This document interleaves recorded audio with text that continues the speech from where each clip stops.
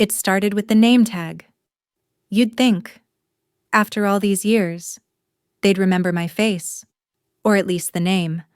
But as I walked into the school gym, that name tag sat like a stranger on my chest. Hello, my name is Daniel. Just Daniel. No Dan the debate captain. No Danny from drama club. No Daniel the guy who once fixed the speaker just in time for the prom. Just Daniel. Printed too big. Crookedly stuck on. And not one familiar voice calling out when I crossed that doorway. The gym still had that sharp echo, the kind that made you whisper without knowing why. Old banners hung from the rafters, the same maroon and gold colors. Welcome back, class of 78, a big paper sign said, curling at the edges like it didn't really want to be there either. The folding tables were covered in disposable tablecloths, half sliding off, balloons, laughter, music from a Bluetooth speaker that someone's nephew probably set up. Nothing matched. I stood there for a second too long. Then I heard it. Oh my God. Is that Daniel Lori Whitman? Cheerleader? Homecoming queen. Still had the voice that could slice through a cafeteria. She looked almost the same, hair a little grayer, lips thinner, but the same amused gleam in her eyes. She turned to the others at the table. Mike Griggs, Kenny, Rachel something, and said, "He hasn't changed a bit." Still all serious, like he's about to give a book report. They laughed. Not cruelly, not kindly either. The kind of laugh you give when you don't know what else to do with someone like me. I smiled. A polite one. I raised a hand, sat at the far end of the table, next to the buffet tray of half-wilted Caesar salad. No one scooted over to make room. I didn't mind. Not really. It had been 45 years since I walked out of that school. 45 years since my mother told me, "Don't expect anyone to come looking for you when things get hard. That's not how the world works." She was proven right. For a while, at least. I picked at the salad, listened. They were talking about retirement plans, cruise packages, knee surgeries. Someone's kid worked at Google. Someone's grandkid had a TikTok account with millions of views. Mike Griggs had just bought a boat. Well, I didn't buy it, it's leased. But same thing. Right. They all chuckled. Lori turned to me. "So, Daniel, what are you up to these days? Still reading those thick books?" She meant it as a joke. I nodded. Still reading. Still flying. There was a pause. Flying. Rachel raised an eyebrow. I shrugged. Yeah, it's been my work the last 25 years. Not commercial. Not military. More like silent runs. Remote missions. You don't hear about them in the papers. Another pause. Kenny leaned in, half smiling, like top secret. Something like that. And just like that, they returned to their conversation about hybrid cars and HOA complaints. My story didn't fit. It didn't have the right rhythm. Too odd. Too vague. Too quiet. But maybe that's the thing. I've spent so long moving through places where no one claps for you. No medals, no fanfare. Just quiet work that keeps others safe. You get used to being invisible. You learn to love it. Still, sitting at that table, in that gym where I once sang the school anthem off-key, I felt 12 years old again. The same old feeling left out. Stared at. Halfway invisible, but somehow still the punchline. I excused myself. Stepped outside into the cool air. That's when I heard it low at first, like a murmur in the trees. Then louder. The thump, thump, thump of rotors cutting the sky. People were pouring out now. Someone was saying, "What's going on? Is that a medevac?" Others were shielding their eyes, pointing. I didn't look. I knew. It was for me. It wasn't supposed to be dramatic, just a pickup. But they had miscalculated the landing zone. So now the reunion crowd stood on the school lawn, watching a dark gray bird descend with blades slicing through the night air. I walked calmly to the edge of the grass. The crew chief stepped out, helmet on, gave me the nod. I returned it, climbed aboard. As we lifted, I glanced down. Dozens of faces, frozen, some jaws open, some waving, unsure why. I didn't wave back. You see, they never knew. Not the days I'd disappeared from family barbecues without explanation. Not the times I'd flown over war zones with no permission to speak. Not the weeks I spent tracking down threats to people I'd never meet. To them, I was just Daniel, the quiet kid who used to wear the wrong shoes, who never had a date to prom, who moved away after graduation and never looked back. But there's more to a life than who sat with you at lunch in 11th grade. I've been alone in deserts where the wind screams at night like a wounded thing. I've seen cities from the sky where children ran barefoot through rubble and still laughed louder than anyone at that reunion table. I've touched down in forests so silent they made your heartbeat sound like thunder. I've done things I can't talk about not because they were shameful, but because they were sacred. Sometimes, your worth isn't written in the yearbook. It's written in silence, in what you protect, even if no one claps for you after. And yes, it hurt. It hurt sitting there, with my old classmates talking over me like I was a dusty part of the room. It hurt remembering how my own father used to tell people I'd never really fit in, like I was a loose puzzle piece he didn't know where to place. But that pain became fuel. It pushed me to places they never imagined. It kept me sharp, kept me listening, kept me useful. Not flashy, not loud, just ready. So, as that helicopter vanished into the clouds, and their reunion music faded into memory, I found myself wondering, did they remember the boy they used to mock? Or did they only see the man they never understood? Have you ever sat in a room full of familiar faces and still felt invisible? Have you ever been underestimated by the very people who once called you family? Share your story below if you feel like it. I'll be reading, quietly, just like always. The helicopter leveled out once we passed the tree line. The engine's steady rhythm filled the cabin, a sound I'd grown so used to over the years that it felt almost like breathing.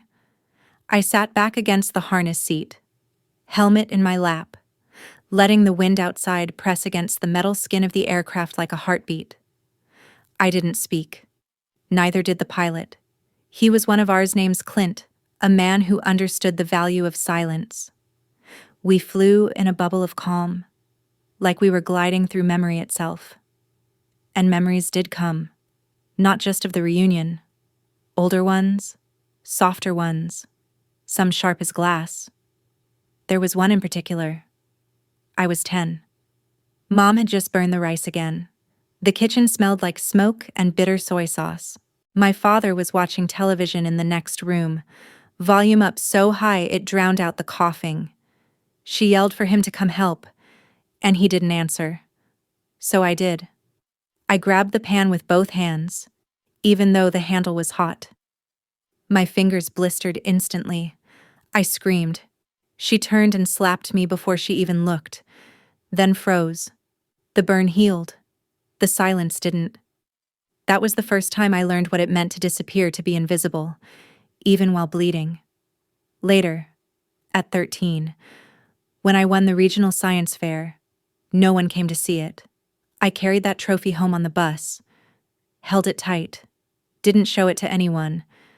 I still have it, actually. It's in a box in the back of my closet. Not because I want to forget, but because I want to remember why I left. You might wonder why I went to the reunion at all. Maybe I thought I needed closure. Maybe I hoped someone would say, "You turned out all right, Daniel."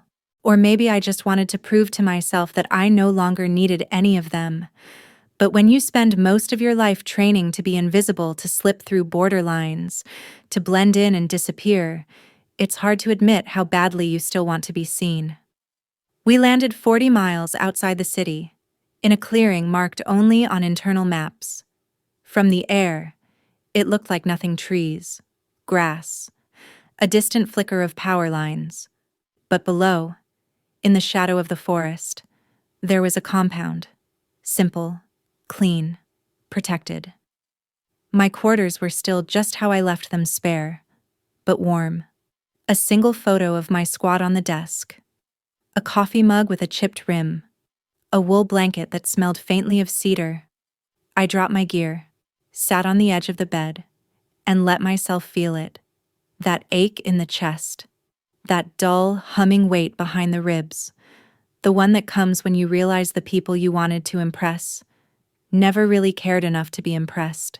It's strange, isn't it?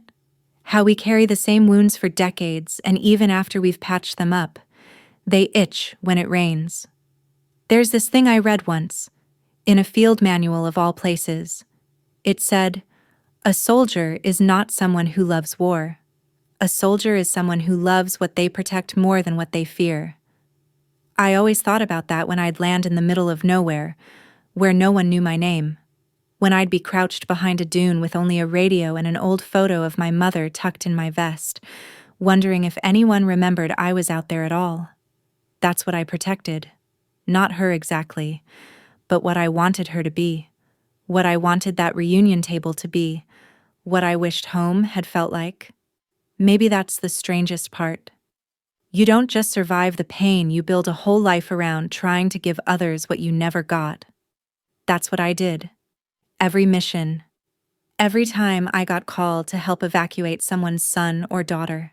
Every time I gave up comfort so someone else could sleep safely, I was building the home I never had for someone else. Later that night, I got a message. A girl named Naomi. Not from the reunion. Not from my past. She was a field tech on our team. Someone I'd mentored briefly before she went off on assignment. Her message was simple. I heard what happened at the reunion. I saw the footage.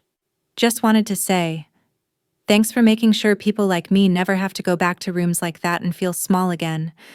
It wasn't long, but I stared at it for 10 minutes before responding. And then I cried. Quietly.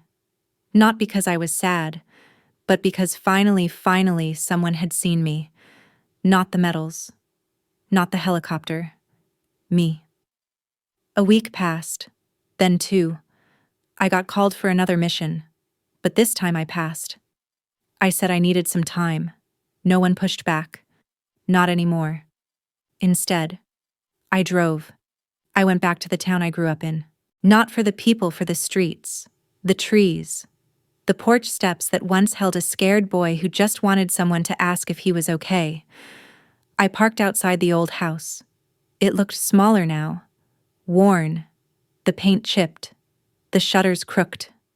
A new family lived there. I didn't knock. Instead, I walked to the backyard. The tree I used to climb was still there. Taller now, but its trunk still had that odd bend from the time lightning struck it during a summer storm. I remember watching from my window, thinking even nature gets angry sometimes. I placed my hand on the bark, closed my eyes, and for the first time in a long time, I forgave them. My mother, my father, Lori and Mike, and all the people who never looked back. They never had to understand me, but I no longer needed them to. I had become the man I needed when I was 10, and that was enough. The thing about reunions is not everyone deserves to be in the same room with who you've become. Sometimes, the most powerful thing you can do is show up, let them see you, and leave with your head held high, not out of anger, but out of peace. And the next time someone laughs at you, let them, because one day, when the dust settles, the only sound they'll hear is the wind from your wings. Have you ever had to revisit a place that once hurt you, just to see if it still had power over you? What did you find there? I'd love to hear your story. If it feels right, share it below. The third morning after I returned from the reunion, I opened a drawer I hadn't touched in years. Inside was an old leather box, cracked at the corners. The stitching frayed. It smelled like dust and something else, something faintly metallic, like old memories that haven't been touched in too long. I took the box out carefully, placed it on the table, and opened it. There it was, my father's watch. The leather strap was stiff now, the face scratched in 2 places. The second hand still moved, steady and precise. He'd worn it every day of his life until the morning he died. It wasn't a fancy watch, not like the ones the men wore at the reunion, with thick metal bands and sapphire glass and digital faces that connected to satellites. No, this was a simple mechanical one, manual wind. It ticked like a heartbeat. He gave it to me the day I left home for good. No speech, no hug. Just reached into his pocket, handed it over, and said, "You'll need this if you're going to be late everywhere like your mother." That was it. No, I'm proud of you. No, be safe. Not even good luck. Just a joke, a jab, a deflection. At the time, I shoved the watch into my coat pocket and didn't even wear it. But I didn't throw it away. That part mattered. Some part of me still wanted to believe that gesture, however awkward, meant something. I held the watch now, letting it tick against my palm. You know, it's strange. As cold as my father was, as emotionally unreachable as he seemed, I never doubted that he was trying, in his own broken way. He was a man raised in a house where boys weren't allowed to cry, where silence was how you showed strength, and anger was the only form of affection that felt familiar. So he passed that on, to me, and I carried it like armor, for decades. It made me good at what I did, flying under pressure, making decisions without flinching, disappearing into the mission, never getting too close. But it also kept me from letting anyone in. Even now, sitting in a quiet cabin with his old watch ticking in my hand, I felt a dull ache in my chest, not from missing him, but from never really knowing him. We never had a real conversation. Not about life, not about dreams, not even about what I did after I left home. He never asked, and I never offered. Because somewhere along the way, I started to believe I wasn't worth asking about. But here's what surprised me. At his funeral 10 years ago now, a man I didn't know came up to me. He was in his 60s, wore a faded fishing cap, and had hands like bark. He shook mine firmly and said, "You're Daniel." "Right. Your father talked about you every Saturday." I blinked. What he smiled, down at the marina, told us you flew planes, said you were saving lives, always bragging, even when we didn't ask. I swear, he had the stories memorized. I didn't know what to say. I didn't even know how my father knew those things about me. Maybe he read the sparse updates I'd mailed to my mother. Maybe he just guessed. But he talked. To strangers. About me. I think about that moment more than I probably should. Because that's the thing with family wounds, they don't always bleed where you can see them. Sometimes they hide beneath gestures. They speak in silences. They echo through things like a watch passed down without words. I decided to wear it that day, strapped it to my wrist, stiff leather and all, and walked down to the hangar. There was no mission scheduled, no drills. But I wanted to fly, not for duty, not for escape, just for me. I prepped a small Cessna, one of the older ones we used for training. I knew this plane like I knew the lines on my own hands. She purred when I powered her up. The sky was soft that day, a pale blue, with wisps of cloud like brush strokes across canvas. I took off gently, letting the wind carry me, letting the weight fall off my shoulders inch by inch. Below me, the world blurred forests, highways, rooftops, no one looking up, just how I liked it. I flew for an hour. Circles, loops, nowhere to go, everything to feel. And when I landed, I felt different. not fixed, but freer. That night, I called someone I hadn't spoken to in 15 years. Her name's Marlene. We dated once, a long time ago. She worked with the agency Logistics Smart. Warm, fiercely independent. I ended things when I got deployed for a long assignment and convinced myself I couldn't ask her to wait. Truth is, I was scared of what it would mean if she said yes. But I never deleted her number. And I called. She answered on the third ring. Her voice was exactly the same. I said, "It's Daniel." She went quiet. Then she said, "You finally ran out of desserts?" I smiled. "No, just ran out of excuses." We talked for 3 hours. About nothing. About everything. About her dog. Her garden. My watch. About the reunion and the silence and how some wounds don't close until you tell someone you still feel them.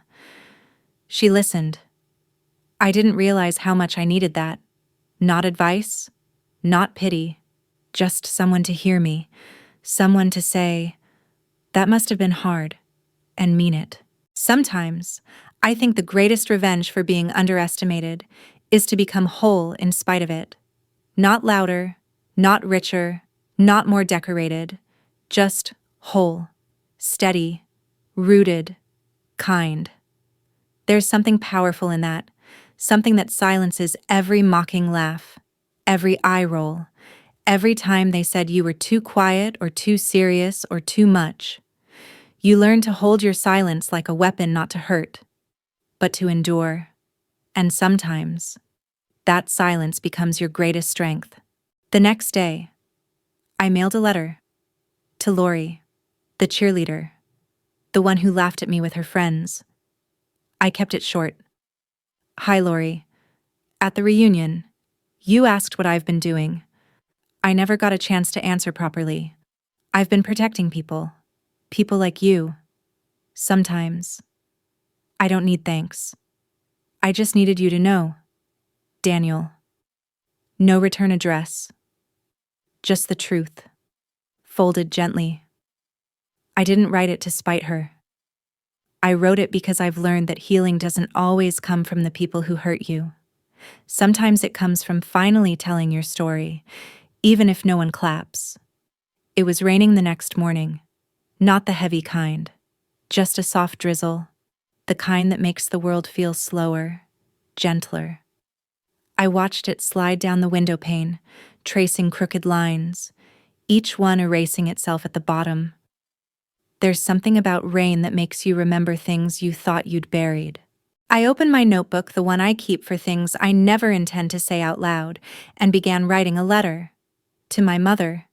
She's been gone for over 20 years now, but I still talk to her sometimes. In the air, in the silence after a good flight, in the way I carefully fold my shirts the way she used to, and especially in the spaces she left behind. This is what I wrote that morning, Mom. I don't know if you'd even recognize me now. My hair's gone mostly gray. I don't raise my voice. I walk like I've seen too many things. My hands are steady.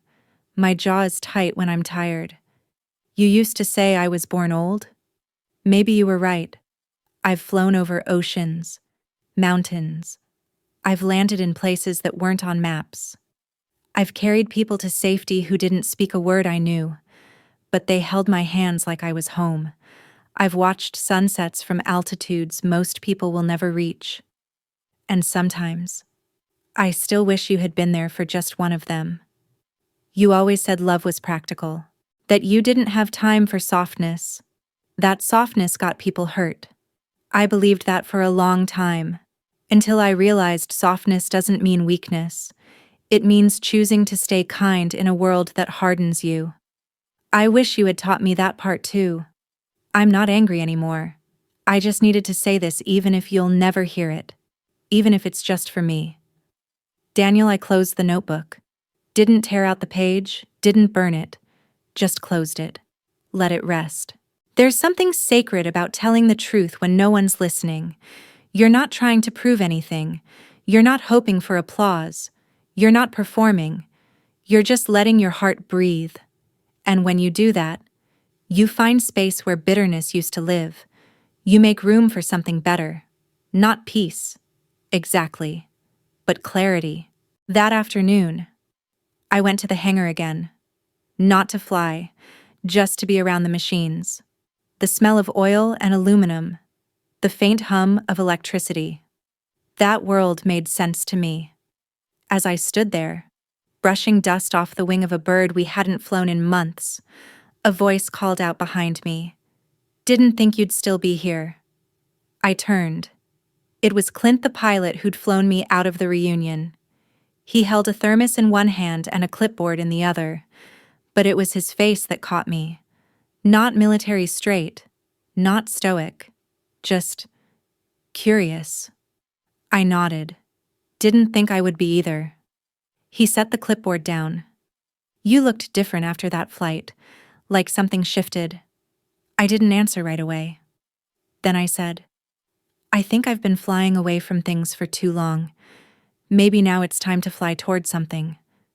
He took a sip of his coffee. "You got something in mind I don't know yet," I said. "But I think I want to stop being invisible." That night, I did something I hadn't done in years. I went out for dinner, by myself but not to be alone. There's this place near base. Quiet, brick walls, soft jazz, dim lights. I used to walk past it on my way to supply runs and think, next time. But there was always another mission, another reason to wait. I walked in, sat at the bar, ordered a meal that took longer to chew, let myself slow down. A couple sat beside me, retired, maybe in their 70s.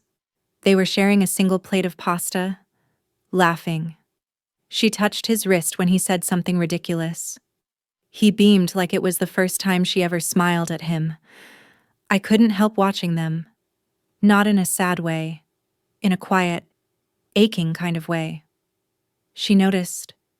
She leaned slightly toward me and said, "You here alone?" I nodded, but not lonely. She smiled. "Good. Some of the best people are like that." And just like that, I felt seen. Later, walking back through the misty parking lot, I called Marlene again. She picked up immediately. We didn't talk long, just enough for me to say, "I think I want to visit, just for a few days." There was a pause on the line. Then she said, "The guest room still has your books." I didn't even know she'd kept them. Sometimes, we're remembered more gently than we remember ourselves. When I got back to my quarters, I opened my notebook again. Not to write, just to hold it. And in that quiet moment, I finally understood something I hadn't been able to say before. You don't need revenge when you have dignity. You don't need closure when you've chosen healing. You don't need their applause when you've found your own worth in silence. At the reunion, they laughed, and for a moment, it hurt like it always did. But when that helicopter landed, when the sky cracked open and I rose into it, I didn't rise as a boy proving himself. I rose as a man who had already become, and now, for the first time, I wasn't running anymore. Marlene lived in a small cottage outside the city, the kind with a wraparound porch and ivy climbing up the railing. When I pulled into the gravel driveway 3 days later, she was already waiting on the steps, 2 mugs of tea in hand. Her hair was streaked with silver now, pulled back in a low braid, and her smile hadn't changed at all. "You're early," she said, handing me the mug. "I learned how to land ahead of schedule," I replied. She laughed. "About time." We didn't hug right away, just stood there for a moment, like the wind needed to pass between us first, like time itself needed permission to catch up. Inside, the house smelled of cedar and something warm, cinnamon maybe. There were books stacked on every surface, a few dog-eared, some with sticky notes poking out like little flags. A golden retriever slept beside the fireplace, one ear twitching now and then. She pointed to a shelf. You see that I nodded. It was a photo. Me, 20 years younger, standing next to her and our old team. My arm was slung over her shoulder, my face half turned like I wasn't sure whether to smile or run. "You never came back for that photo," she said. "So I kept it. I didn't think I had the right." She looked at me, not with sadness, with recognition. "You had every right. You just didn't know it then." That evening, we sat on the porch, watching the sun settle low behind the hills. She poured us a drink, something amber, gentle. "You know," she said, "when you left, I thought I'd never hear from you again." "I thought the same," I said. "But it turns out silence gets heavy. Eventually," she nodded. "Yeah, it does." There was a long pause, but not an uncomfortable one. I looked out at the grass swaying in the breeze. A bird landed on the railing, stared at us, then flew off again. I took a breath. "I was so angry," I said. "For years. At my parents. At the people who ignored me. At myself for wanting them to care." She didn't interrupt, just waited. "I spent so long trying to become someone impressive." I continued. "But I realized what I really wanted wasn't admiration. It was presence. Someone to sit beside me when it got quiet." Her voice was soft. Like now I looked over. She was watching me, her hands wrapped around her glass, her eyes steady and kind. "Yeah," I said, "exactly like now." The next day, we went for a walk. Through the town square, past the bakery, past the church I hadn't stepped into since I was 15. Everything looked smaller, not just because I'd grown, but because I had left. I had lived too many lives in too many places to carry all that weight in this little town anymore. We passed a cafe where two men from my high school sat drinking coffee. I recognized one, the old football captain. He looked at me, squinted, and then looked away. It didn't sting this time, because here's the truth. No one tells you when you're young, some people don't grow beyond who they were, and that's not your failure. That afternoon, I went to the cemetery. I hadn't been there since the funeral. My mother's name was etched in stone. No flowers, just a weathered patch of grass and a small, rusted angel ornament leaning sideways from years of wind. I stood there a while, not with grief, but with stillness. Then I said, quietly, "I forgive you." The words didn't echo, didn't stir the trees, but they felt real, and they were for me, not for her. Because forgiveness isn't about fixing the past. It's about refusing to let it follow you into the future. That evening, Marlene and I sat on the couch. The dog Charlie rested his head on my foot like we'd always known each other. She turned to me. "So what happens now?" I shook my head. "I don't know. Maybe I go back. Maybe I stay. Maybe I finally figure out what it means to live for me, instead of proving something to people who stopped watching decades ago." She reached over, gently placed her hand on mine. "You don't have to figure it out tonight," she said. "You just have to stay long enough to remember what it feels like to be seen." I didn't speak. Just let the warmth of that moment hold me. That night, I sat on the porch alone for a while. The stars were out. The kind of night where the sky feels endless and forgiving. I thought about the reunion again. The folding chairs, the fake smiles, the laughter I pretended not to hear. And then I thought of the chair next to me now empty, but not lonely.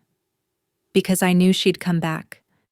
Because I was learning to wait not out of desperation, but out of trust. That's what healing looks like sometimes. Not grand gestures, just a quiet chair, and the belief that someone will sit beside you because they want to, not because they're obligated to. The next morning, I packed. Not to leave forever, just to stretch, to take what I'd learned and walk with it, rather than letting it stay in a house or a town or a moment. Marlene hugged me before I left. "Don't disappear this time," she whispered. "I won't," I said, and I meant it. I drove off slowly, window down, the wind in my hair like an old friend, and for the first time in decades, I didn't feel like I was running from anything. I was walking toward a life I finally believed I deserved. A few weeks later, I found myself standing on the edge of an airfield outside of Juneau, Alaska. It wasn't planned. Most things aren't, these days. I'd been following the quiet, letting it lead me instead of fighting it. The air smelled of pine and snowmelt. The wind tasted like clean promises. I was waiting for a supply flight, just helping a friend fill in for a grounded pilot. Nothing official, just a favor. But the moment I stepped onto the runway, I felt something shift inside me, not the dramatic kind of shift. More like the loosening of an old knot you didn't realize was still tied. I had my father's watch on, and in my pocket, folded and refolded so many times it had creases like scars, was a note from Marlene. She had tucked it into my duffel the morning I left her house. It said, "You're not invisible anymore. Even when I can't see you, I do. Come back when you're ready. M." I held on to that note like a lifeline, because sometimes all it takes is one person believing in you, and suddenly you start believing in yourself again. The flight was simple: 2 hours of sky, a brief cargo drop, and a return before dusk. But halfway through the run, something happened. We flew into open air, just as the clouds parted. And the light, my God, the light poured down through the mountains like a hymn. It was gold, pure, untouched.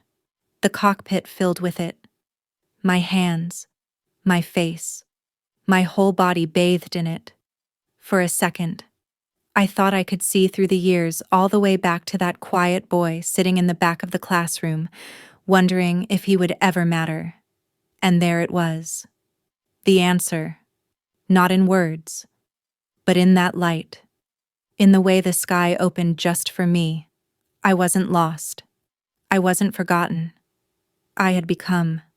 And in that moment, I let the silence fill me, not as emptiness, but as wholeness. When we landed, I didn't rush to turn everything off. I just sat in the cockpit, let the engine tick down, let my breath slow. Then I took out my notebook, the one that held the letter to my mother, the sketches of desert camps, the quiet confessions I never sent. I flipped to the last page and wrote, "Today, the sky called me by name." And for once, I answered without doubt. I think I'm finally ready to stop surviving and start living. Not for them, not for approval, just for me. Because I was never the mistake they thought I was. I was the miracle they didn't recognize. That evening, I made a call. Not to Marlene, not yet. To someone else I hadn't spoken to in years. My younger cousin Sarah. She was just a girl when I left town, barely 10, always hiding behind books and asking too many questions at family dinners. Now she had 3 kids of her own and lived 2 states away. I'd avoided her calls for years, not because I didn't care, but because she reminded me of the family I had tried to outrun. She picked up after one ring. "Daniel." "Yeah, it's me," she gasped. "Is everything okay?" I smiled. "It is now." There was a pause. Then her voice softened. "I'm so glad you called. I've missed you." And I said, with no hesitation, "I've missed you too." Because I had. Because the truth is, not everyone in the family forgets you. Some of them wait. Quietly. Patiently. And when you're ready, they're still there. I told her a little bit about my life. She told me about her son Daniel. Actually, named after me. I didn't even know. She said, "I always remembered how kind you were, even when the others weren't." That one sentence cracked something open inside me that I didn't even know was still locked. You never know the seeds you plant when you're just trying to stay kind in a room full of sharp corners. After we hung up, I walked back out onto the field, The stars were starting to wake up. No noise, no lights, just me and the sky, and a life I was finally ready to live on my own terms. I stood there for a long time, breathing it in, not looking over my shoulder, not needing anyone to say, "You made it," because I had, quietly, fully, without applause. And now, I was ready to go home, not to a house, not even to a person, but to myself. It was almost a year to the day since that reunion. The same season, same kind of golden dusk, the kind where the sun lingers, as if it doesn't want to leave the room just yet. I was back in town, but not for them. Not for a reunion or a memory or a ghost. This time, I came by choice, on my own time, for my own reasons. The community center had been turned into a polling place that weekend. Funny how buildings change. One year it's where you're laughed at for being different, and the next it's where people line up quietly to shape the future. I parked nearby and walked past it. No one noticed me, and that was fine. I had stopped craving recognition in rooms that once made me feel small, because somewhere along the way, I realized the point isn't to finally win them over. The point is to stop needing them in the first place. I passed by the park after that. There was an old wooden bench under the maple tree, still standing, still chipped along the armrest from when someone carved initials into it back in '79. I sat there for a while, watched the kids play, watched two teens whisper under the bleachers, probably falling in love for the first time. Watched an older man help his wife into a wheelchair with the kind of quiet tenderness that only comes after 40 years of for better or worse. That's when I heard the voice. "Daniel." I turned. It was Lori. The same Lori from the reunion. Her hair pulled back now. Glasses. A small canvas tote hanging from her shoulder. No makeup. No audience. Just her. She looked surprised, but not smug. Not performative, just human.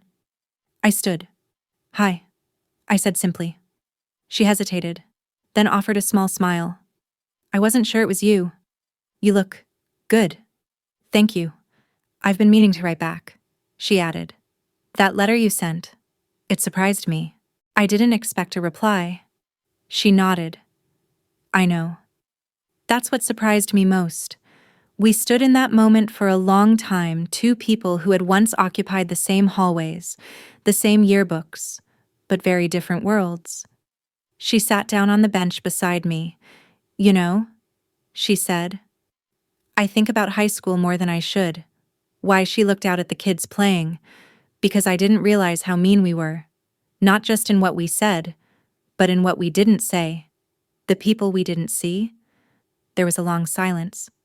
I didn't fill it. She looked at me again. "You turned out all right?" I smiled gently. "I turned out better than all right." Her eyes softened. "Yeah, I can see that." She stood up, brushing her coat sleeve. "I should go. My granddaughter's piano recital." I nodded. "Of course. Take care." She hesitated again, then said, "I'm sorry. For what it's worth something." I said, and I meant it. She walked away, and I felt nothing sharp, nothing bitter, just closure, quiet, real, unforced. That night, I hosted dinner at Marlene's. It was small, just a few old friends, Sarah and her kids, and Clint from the airfield, who turned out to be surprisingly good at grilling salmon. There were candles, soft music, laughter. Real laughter, the kind that doesn't twist, doesn't sting. At one point, the youngest kid, Sarah's little boy, Daniel Jr., climbed up beside me with a toy plane in his hand. "You really flew these?" I smiled. "Yeah, I did." "Were you scared?" I thought for a moment. "Sometimes. But it's okay to be scared. What matters is what you do anyway." He looked down at his toy. "I want to be brave like you." And that right there, that was everything. That was the full circle moment they write songs about. That was healing in the voice of a child who didn't know my history, but trusted me anyway. Later, when everyone had left, Marlene and I sat at the table together. There was one chair still pulled out. She noticed me looking at it, expecting someone. I shook my head. No, just remembering. She tilted her head, remembering what the years I thought no one would ever sit beside me willingly. She reached over and took my hand. Well, someone's here now, and we're not leaving. I looked at her, steady, real, unshakable, and for the first time maybe in my entire life I believed it.